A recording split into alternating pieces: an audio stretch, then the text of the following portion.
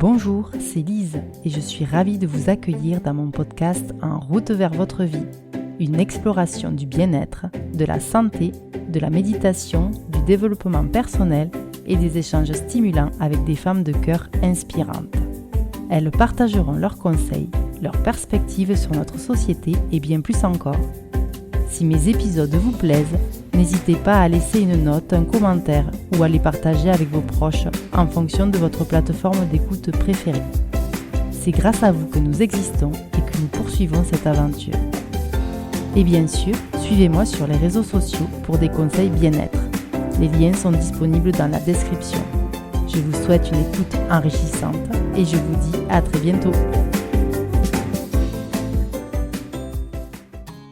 Bonjour et bienvenue à tous dans cet épisode spécial, le retour tant attendu du podcaston en mars 2024 pour sa deuxième année.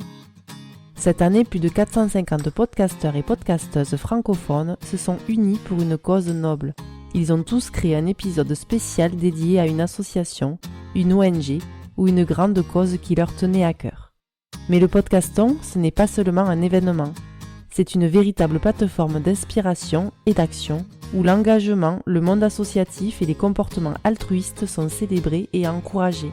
Cette année, j'ai le privilège de soutenir l'association Faire rêver les enfants malades, avec Alexia, sa présidente, qui nous fait part de ses actions, de son implication.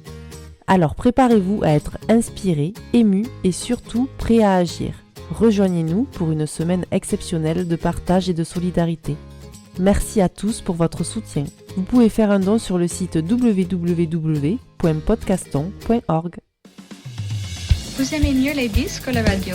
Mais c'est du podcast. Oui, très bien, je vois très bien. Tous les invités ont répondu présent. C'est la bonté même, la générosité. Nous sommes arrivés à un carrefour historique. Nous sommes en veine de générosité tous les deux. Qu'est-ce que cela signifie? Bonjour Alexia. Bonjour. Merci d'avoir accepté mon invitation et je souhaiterais dans un premier temps que tu te présentes et que tu présentes l'association Faire rêver les enfants malades et son objectif principal. Merci de m'avoir invitée, tout d'abord.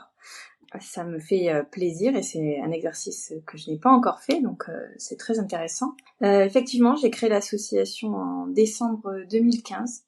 Alors suite à une expérience dans le milieu des enfants malades et handicapés, mais j'ai surtout créé l'association parce que j'ai fait le constat que dans mon secteur, dans mon département, dans ma région, à ce moment-là et à cette époque-là, il n'y avait pas grand-chose qui était fait pour les enfants, pour les familles. Il y avait un réel isolement. Et puis même après, donc à l'hôpital, il y avait très peu d'associations qui intervenaient auprès des enfants qui sont hospitalisés. Mon projet premier, c'était de financer des rêves d'enfants malades. Bon, je suis très vite revenue à la réalité parce que quand on démarre une association, eh bien, il faut récolter des fonds. Et voilà, au début, c'est pas évident de se lancer. Mais on a trouvé d'autres choses à faire, des activités, etc. Et on a quand même réussi à fédérer les familles au sein de l'association et à intervenir dans les hôpitaux et les centres spécialisés. Oui, alors Alexia, du coup, tu es la présidente de cette association. Pourquoi tu t'es investie dans cette association plutôt qu'une autre ou attirée par Faire rêver les enfants malades? C'est effectivement une association que j'ai créée, qui n'existait pas, dont je suis la présidente, je suis aussi la fondatrice de l'association. Donc elle existe, oui, depuis 2015. Alors je pense que j'avais une sensibilité déjà au niveau du public que je touche, parce que les enfants malades et en situation de handicap, c'est des enfants qu'on ne voit pas et qu'on ne veut pas voir dans la société, je pense. Quand on sort de la normalité, ça dérange les gens. Et comme je l'ai dit précédemment, j'admets que à l'époque, quand j'ai créé l'association, dans notre secteur, il n'y a pas grand-chose qui a été fait pour ces enfants. Il y a pas grand monde non plus qui intervenait dans les centres hospitaliers et les centres spécialisés, les structures spécialisées. Tout ce qui est IME, là on n'en parlait même pas. C'est-à-dire que c'était le public oublié de la société. Personne n'en parlait, personne ne les voyait. Et surtout, il fallait qu'ils restent dans leur centre. C'était un peu... moi, c'était en tout cas le sentiment que j'avais quand j'ai créé l'association. Donc, j'ai voulu un petit peu rompre cet isolement. Et pourquoi dans cet asso plus qu'une autre?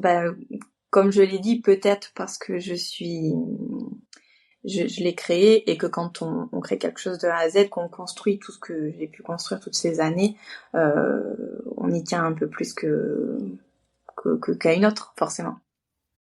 Et tu as eu raison de monter cette association et je crois que c'est encore le cas que ce soit tabou parce que j'ai travaillé dans le handicap et on voit effectivement le regard des gens. Enfin, le handicap, c'est quand même quelque chose de très particulier et je trouve que c'est une bonne cause.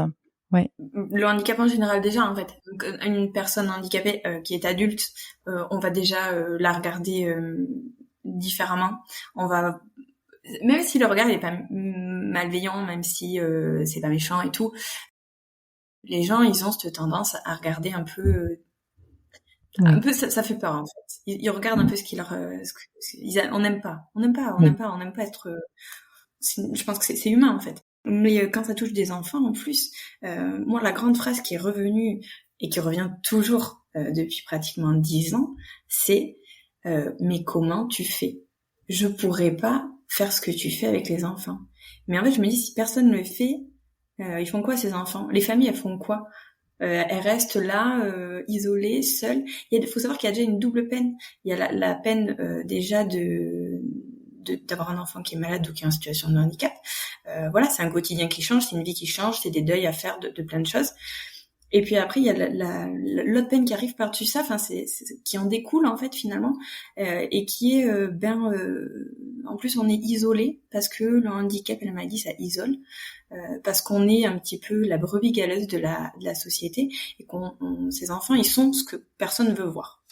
Et moi c'est toujours ce que je réponds quand on me dit comment tu fais machin. Et je dis si moi je le fais pas, qui va le faire ? Alors il y a des assos, c'est pas ce que je dis, voilà. Mais si tout le monde a cette même réflexion-là, on n'avance pas. On fait pas, on fait rien, en fait, je pense. Voilà. Donc oui, c'est tabou. Et moi, mon grand combat de vie, je pense, ça sera de briser le tabou autour de ça et de mettre en lumière, j'aime bien cette phrase, de mettre en lumière les enfants malades et handicapés. Ouais. Oui, en fait, tu veux lancer une graine, même plusieurs graines, parce que voilà, c'est une association. Et c'est vrai qu'il y a aussi, je pense, le côté où les gens savent pas quoi dire aussi sur ce côté des parents. Mais ça serait qu'on avait dit en off et oui, les personnes qui sont les proches, qui s'éloignent ou qui, en fait, c'est qu'en fait les personnes savent pas quoi dire, ils savent pas quoi faire, ils savent pas s'ils dérangent. Donc ça aussi à briser le silence et à dire que justement les personnes ont besoin des proches et même si c'est juste écouter. Ouais. Oui, on le voit beaucoup dans la partie parents endeuillés. Alors, on y reviendra après tout à l'heure sur les axes de travail de l'association, mais pour faire simple, il y a les enfants malades et handicapés, effectivement. Et puis après, il y a aussi les parents qui perdent un enfant, parce que ça arrive dans la maladie. Voilà, malheureusement, la mort n'épargne pas les enfants. Et là, les gens aussi sont... Alors, c'est encore plus tabou, je pense. C'est assez terrible, mais je pense que c'est un tabou encore différent. Et en fait, les gens ne savent pas quoi dire, ne savent pas quoi faire. Veulent rester, mais finalement partent. C'est une réalité. C'est-à-dire qu'au bout d'un certain temps, alors ils sont là après les obsèques en général, voilà, un petit peu, puis après ils s'éloignent. Des gens qu'on pensait qu'ils ne partiraient jamais, finalement s'éloignent parce qu'ils savent pas quoi dire, ils savent pas quoi faire, ils savent pas s'ils sont aptes à faire quelque chose qui va être bien pris ou mal perçu par la famille. Et donc la facilité, c'est de s'éloigner. Et puis il y a aussi ce côté dans notre société, il faut passer à autre chose, voilà, on va pas rester sur le sujet. Et en fait non, parce que des parents qui perdent un enfant, il n'y a pas de retour en arrière, il n'y a pas de... Enfin voilà, c'est leur vie change diamétralement. Et après c'est une question de survie. Et donc on peut pas dire à des parents tournez la page, voilà, votre enfant est décédé, c'est malheureux, mais on passe à autre chose. Non, ça existe pas. Donc même s'ils sont tous très courageux, les parents, je remets pas ça en question, les gens, la solution de facilité, c'est de s'éloigner. Et c'est un peu pareil du coup au niveau du handicap. Effectivement, quand on a des amis qui ont un enfant malade ou handicapé, puis on a l'impression que c'est contagieux aussi, Ouais. Ça me fait toujours rire, mais on a l'impression que c'est contagieux, alors que bon, voilà, à un moment donné, il faut rester réaliste aussi. Oui, d'accord. Dis-moi, quels sont les principaux programmes ou actions qui sont mis en place par ton association pour soutenir les enfants justement malades et leurs familles ou autres? Qu'est-ce que tu as mis en place? On a 3 grands axes de travail, je trouve, qui se détachent. Le premier, ça va être les familles de l'association qu'on accompagne. Moi, j'ai pas prétention à accompagner dans les démarches administratives ou tout ce volet-là qui est très complexe. Mais on réunit les familles plusieurs fois par an pour des activités. On propose des activités. Là, on va proposer des séances bien-être. On va mettre plein de petites choses en place. Et puis après, on a 2 fois par an, on réunit toutes les familles de l'association, une fois pour Noël et une fois pour le printemps. Là, ça va arriver bientôt au mois d'avril, notre fête du printemps. Et voilà, l'idée, c'est de vous proposer des activités adaptées, d'offrir un peu de répit aux parents aussi, de pouvoir échanger, boire un café, qu'ils puissent souffler l'espace d'un après-midi. Et puis ensuite, on a notre axe, le deuxième, c'est dans les hôpitaux, comme je le disais tout à l'heure, et les structures. Donc au-delà de ce qu'on fait depuis le début, c'est-à-dire dons de jeux, jouets, livres, on a développé dans les hôpitaux des coffrets de bienvenue pour enfants et ados hospitalisés. Alors ça, c'est venu de quand j'étais enceinte et que j'ai reçu ma boîte, mon coffret maternité. Je me suis dit, c'est génial. J'étais très contente de le recevoir.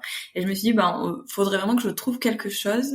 On va essayer de faire la même chose, mais pour les enfants qui sont hospitalisés, en service de pédiatrie. Et donc, on a commencé par la version enfant. Donc, c'est un petit coffret avec un journal de bord à l'intérieur, qui accompagne l'enfant.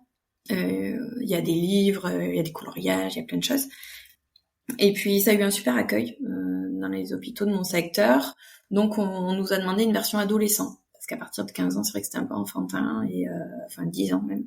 Donc on nous a demandé une version un peu plus ado, des séries regardées sur Netflix, des machins, des trucs, un peu différents. Donc on a fait des quiz, on a fait un livret avec des quiz à l'intérieur sur des sujets, des thèmes pour ados, bien sûr. Et toujours donc avec dans ce petit coffret un petit jeu, un roman, un livre, toujours quelque chose pour accompagner ce journal de bord qui finalement est dans la version ado et dans la version enfant, reste la pièce maîtresse. Donc gros sujet, pas gros sujet, mais grosse action au niveau des hôpitaux. Et puis après, dans les centres spécialisés, on donne beaucoup de jeux, jouets, livres. En général, ça se passe comme ça. C'est plus compliqué d'y intervenir. Et puis il y a beaucoup d'éducateurs spécialisés, etc. dans les structures. Donc nous, on apporte notre petite pierre à l'édifice et c'est pour le moment suffisant. Si un jour il y a une demande, on essaiera d'y répondre, bien évidemment.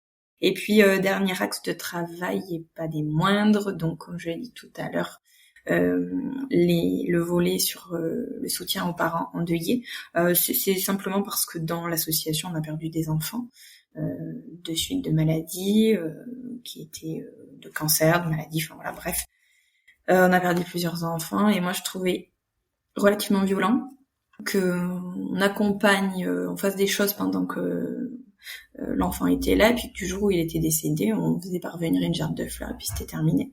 Donc on a développé pas mal de choses. La première, un livret de témoignages donc de parents endeuillés pour les parents qui sont confrontés à ça, qui malheureusement découvrent ce que c'est que de perdre un enfant. Petit livret de témoignages, c'est très simple. C'est juste pour une petite pierre à l'édifice pour les parents. On a ensuite mis en place une stèle dans un jardin du souvenir alors là c'est sur Villeneuve-sur-Lot, c'est au cimetière de Villeneuve-sur-Lot, stèle du souvenir où les parents peuvent venir se recueillir de manière totalement anonyme, mettre des fleurs, des objets, La stèle appartient à tout le monde, bien sûr, et ça c'est venu du fait que pendant une fois une maman qui me dit merci, parce que en 7 ans depuis que mon fils est décédé, j'avais jamais eu un moment et un lieu pour me recueillir pour mon fils. Donc alors, je pense que ce qui peut être important de notifier, c'est ce que tu me disais, peut-être expliquer pourquoi des stèles et pas Alors, il y a des enfants qui ont des caveaux, il y a des familles qui ont des concessions, voilà. Mais c'est voilà, y a pas sur ça, il y a pas sujet.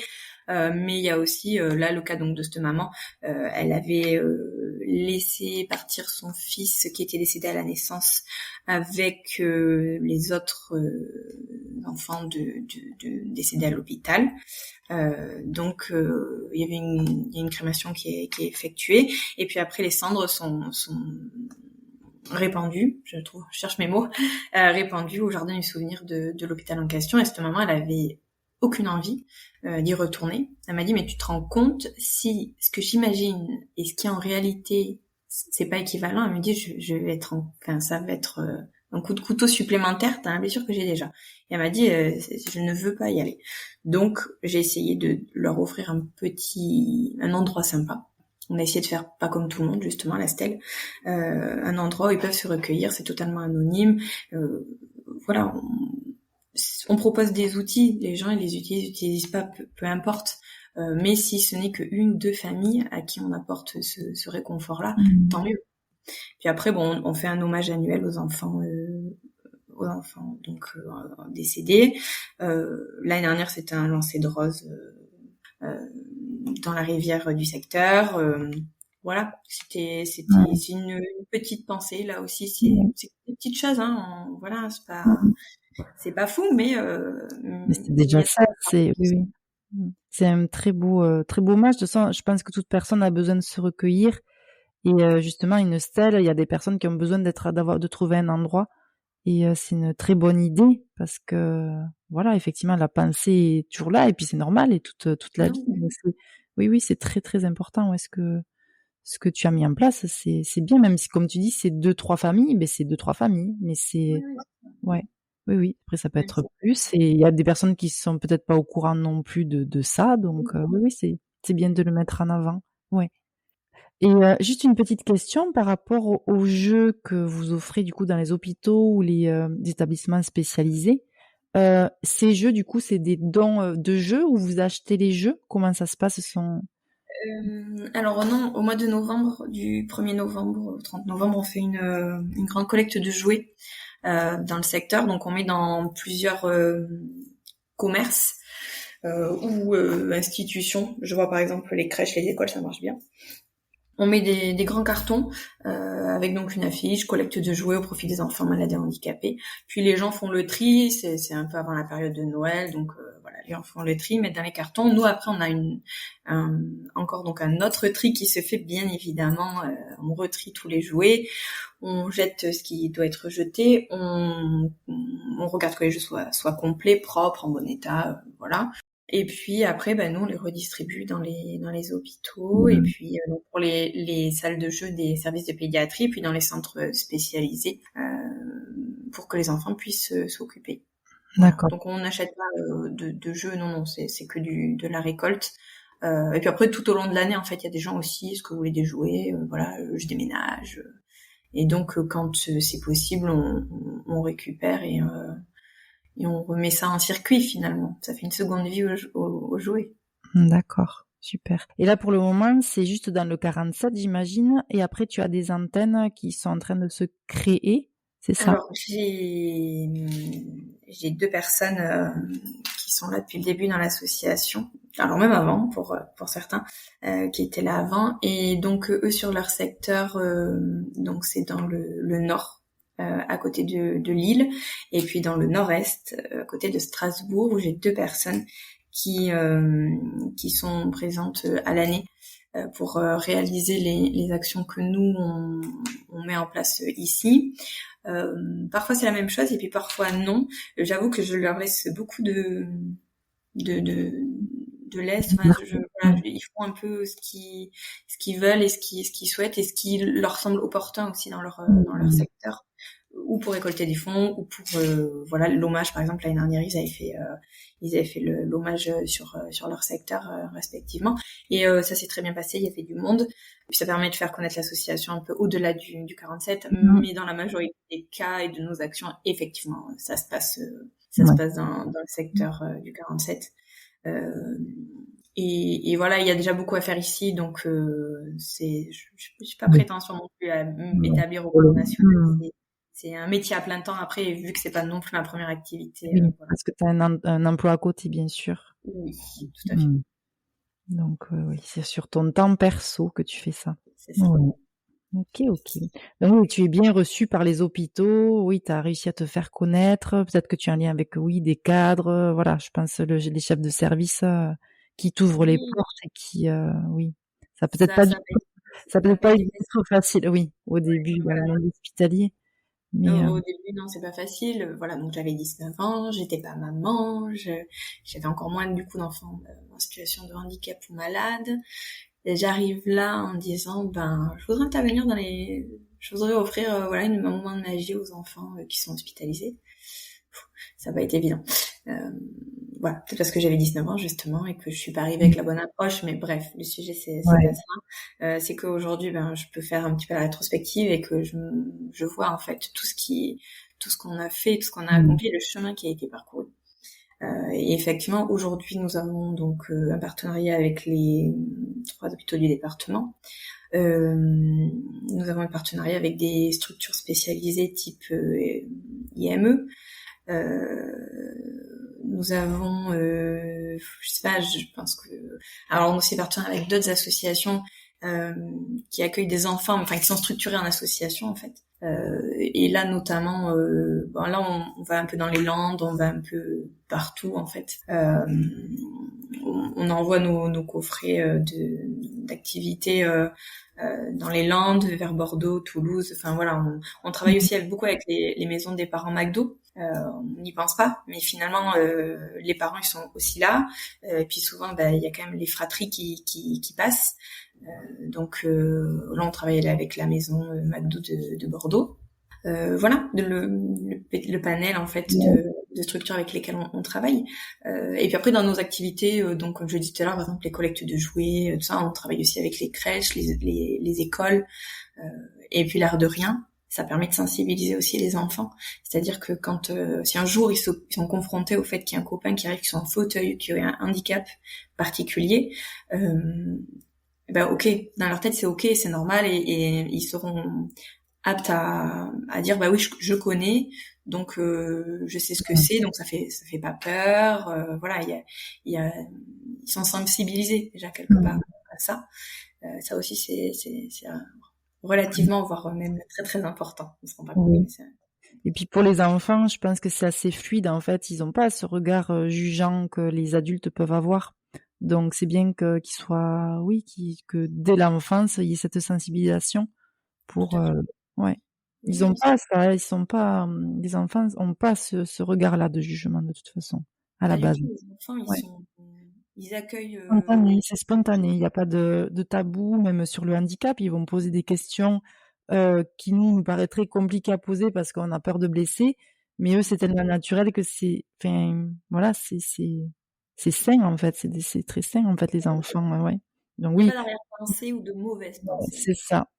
Donc à nous, parents, instits ou à faire passer le message aux enfants, à faire connaître le handicap et effectivement par rapport aux actions que les associations font, justement participer et voir, c'est important. Ça fait partie de la vie c'est comme ça. Ça fait, oui, c'est ça. Ça fait partie de la vie. C'est ça. Dis-moi ensuite, peux-tu partager une histoire ou un exemple concret qui illustre d'impact positif, tu en as déjà parlé, de ton action sur la vie d'un enfant malade, plus précisément peut-être un exemple d'un enfant, ouais. Exemple d'un enfant, où là le parcours a été total, on va dire, du début à la fin. C'est effectivement donc il s'appelait Louis. C'était donc à 6 mois de vie, les médecins lui ont découvert une maladie génétique rare et incurable. Dans le délai annoncé par les médecins, Louis est décédé. Mais tout le temps où il a été là, on l'a accompagné avec l'association. Alors c'est venu tout simplement de la maman qui avait créé une page sur Facebook en disant qu'elle cherchait toutes les bonnes volontés et toutes les bonnes aides pour venir en aide à son fils et au confort de son fils dans le quotidien, l'accompagner du mieux qu'elle le pouvait. On est rentré en contact, on a beaucoup discuté du temps. Donc elle avait des besoins en matériel pour son fils. Elle avait besoin d'un lit médicalisé pour bébé. Elle avait besoin d'un transat de douche. Elle avait besoin d'une table allongée en hauteur, enfin plus grande et adaptée. Donc on l'a aidé financièrement. On lui a offert la table allongée. Voilà, donc on l'a accompagné comme on le fait avec les autres familles, on l'a mis en relation avec des familles de l'association, etc., etc. Et puis, donc effectivement, est arrivé ce qu'on redoutait un peu, et ce qu'on savait qui allait arriver, et en décembre 2019, Louis est décédé à l'hôpital à Bordeaux. Et là, on a enclenché le dernier axe de travail finalement qu'on avait, et qui était celui de l'accompagnement aux parents endeuillés. Donc j'ai retrouvé cette maman qui était seule, qui venait de perdre son fils, qui avait des grands-enfants avant, alors qu'il y avait des amis, qu'il y avait de la famille. Ce jour-là, je me suis fait la promesse ultime de rester auprès d'elle tout le temps, en fait, quoi qu'il arrive, même les moments où ça serait difficile, de toujours être là pour elle, même s'il y a des moments ou des périodes où on se voit moins, on se parle moins, mais elle sait qu'elle pourra toujours compter sur moi. Dans le quotidien. Donc on a accompagné j'ai beaucoup accompagné cette maman qui aujourd'hui est devenue une amie, bien évidemment.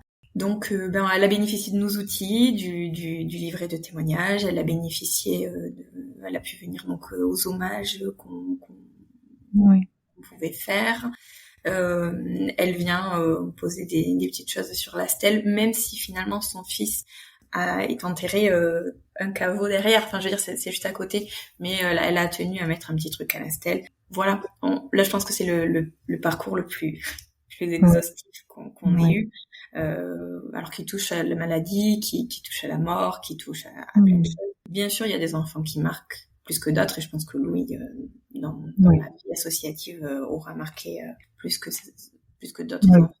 Mais peut-être aussi parce que j'ai eu la chance de pouvoir le prendre dans mes bras, le câliner, de profiter de lui. Et donc, on va dire que la chute est forcément un peu plus difficile qu'avec des enfants qu'on ne côtoie pas ou qu'on côtoie moins.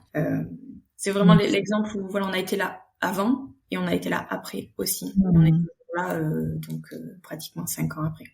Oui, donc un accompagnement, complet, quoi. Ouais. Très bel hommage du coup à ce petit Louis. Peux-tu me dire quels sont les défis auxquels l'association est confrontée ou a été confrontée en général au quotidien, et comment tu les surmontes? Bon, effectivement, la première problématique quand on a une association, c'est récolter des fonds. L'argent, c'est le nerf de la guerre, réellement.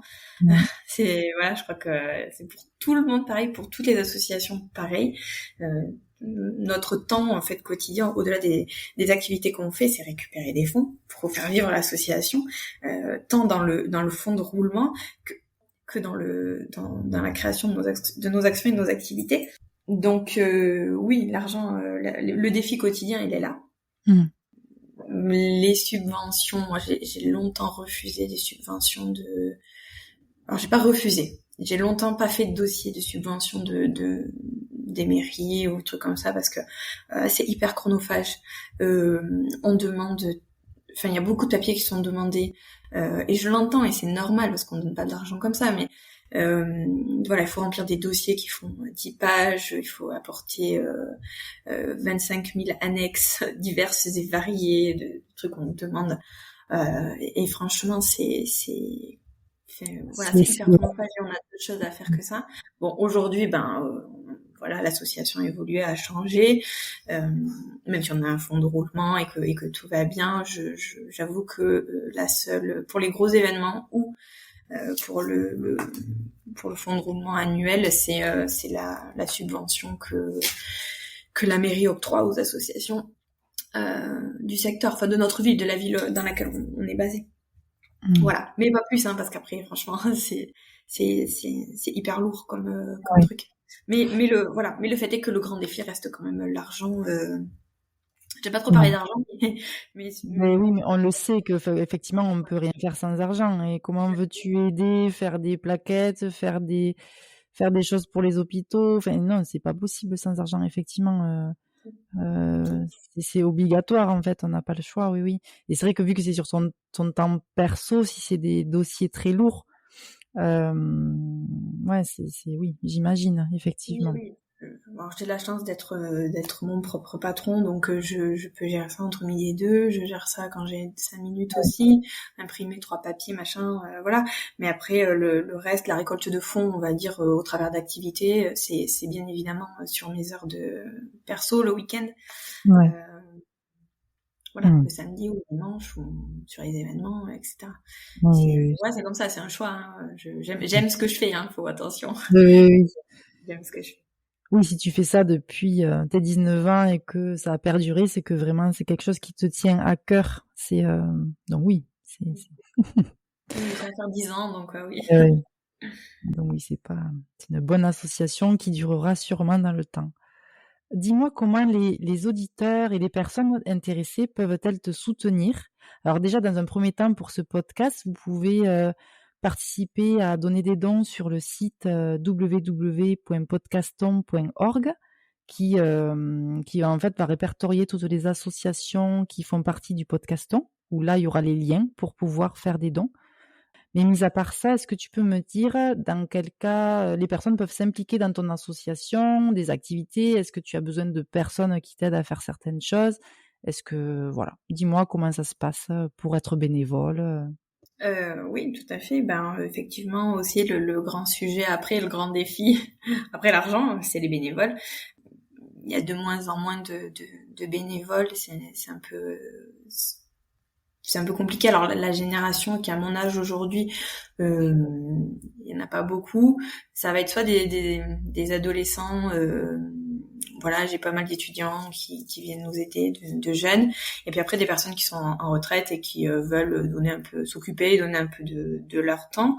J'ai aussi la chance d'avoir un réseau associatif, de travailler avec des associations du secteur, et du coup, quand une association est en galère de bénévoles, l'autre association dit écoute, je demande si tel bénévole peut venir t'aider, etc., etc. Et là, l'association évolue, grandit, change. Cette année, je sens vraiment que les choses bougent. Et donc, cette année, pour la première fois, depuis 10 ans, il va falloir qu'on soit sur 2 événements en même temps. Et c'est bien évidemment un week-end sur lequel je ne suis pas du tout disponible. Et ça n'est jamais arrivé.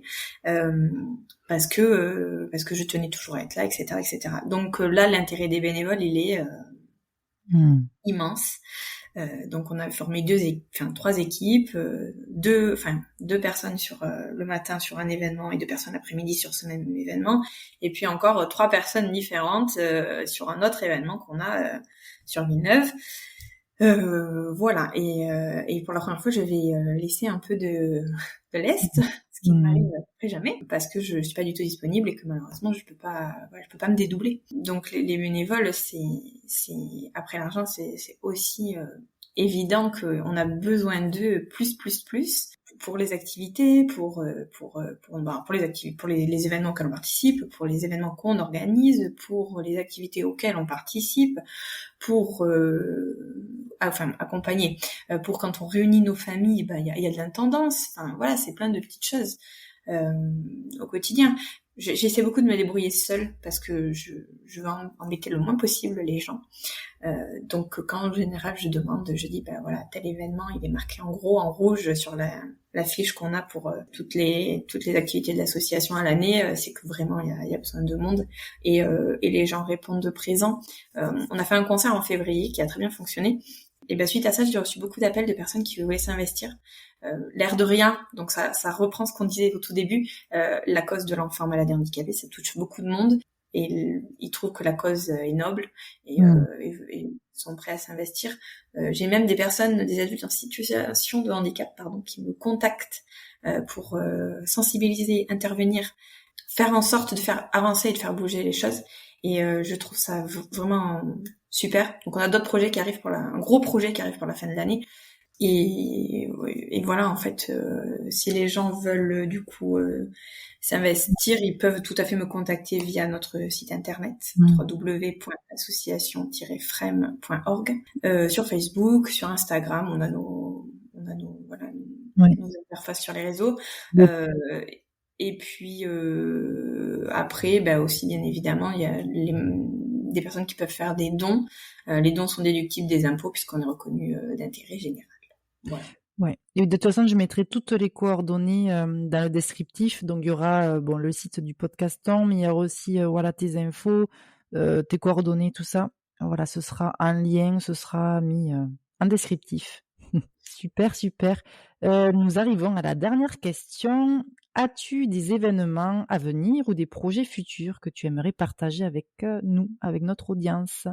Oui, là donc pour ce qui va arriver là tout de suite, ça va être notre participation donc le 6 avril au carnaval de Villeneuve-sur-Lot. Comme chaque année, hein, on participe en général aux événements de la ville. Donc on aura un stand de confection, d'activités, d'ateliers créatifs. Voilà. Donc le même jour, ce fameux événement, on sera aussi à l'hôpital de Villeneuve pour la journée de la naissance, présenter donc nos coffrets d'hospitalisation, et puis donc présenter l'association, faire connaître un peu nos activités et notre intervention au sein de l'hôpital de Villeneuve. Et fin avril, notre printemps des familles sur Montflanquin cette fois, avec en partenariat avec un restaurant du secteur, qui est un restaurant dédié aux enfants, grande aire de jeu, donc c'est top. La Marmaille, c'est ça? Ouais, la Marmaille, voilà. Et puis après, je suis aussi co-organisatrice de la Nuit du handicap, événement qui existe depuis 2018 et qui aura lieu le 15 juin à Pujol cette fois. Événement où les personnes en situation de handicap sont acteurs de la journée. Donc il y a plein d'activités proposées, plein d'activités adaptées, de spectacles, de danse, de jeux. Enfin voilà, c'est une super journée pour réunir tout le monde et toujours dans la bonne humeur. Le slogan c'est la rencontre est une fête, mais c'est tout à fait ça. Et puis après, l'été en général, on est toujours un peu plus calme.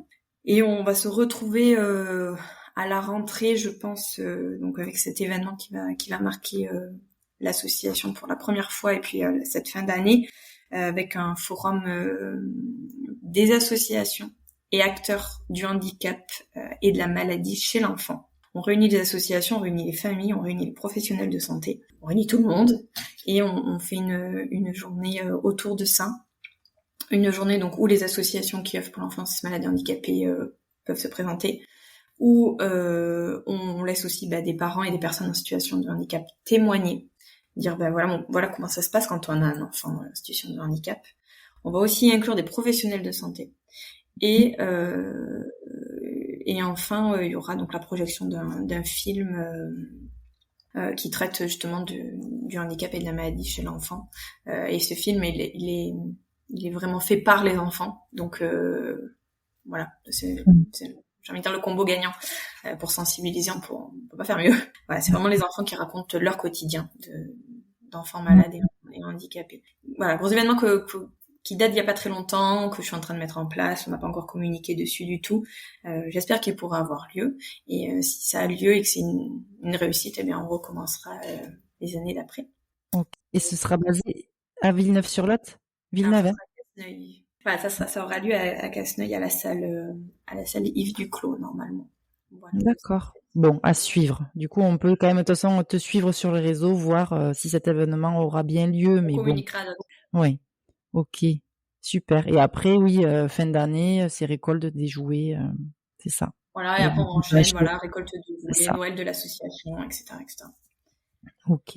Mais écoute, beau parcours pour cette belle association. Bravo à toi en tout cas pour tout ce que tu apportes à ces enfants et à ces familles. Merci. Voilà, même autour de tes 19 ans, tu as pu quand même créer quelque chose de très humain, et on a vraiment besoin de ça. Bravo pour tout ce que tu fais en tout cas. Merci. Eh bien écoute, cet entretien touche à sa fin. Merci beaucoup Alexia. N'hésitez pas à faire des dons à l'association, ils en ont besoin. Les enfants ont besoin de vous, les familles aussi, donc n'hésitez pas. Voilà, en plus c'est déductible des impôts, donc merci beaucoup Alexia. Merci à toi. Merci À beaucoup. très bientôt et qui sait, en tant que bénévole, j'y pense aussi sérieusement pour venir t'aider.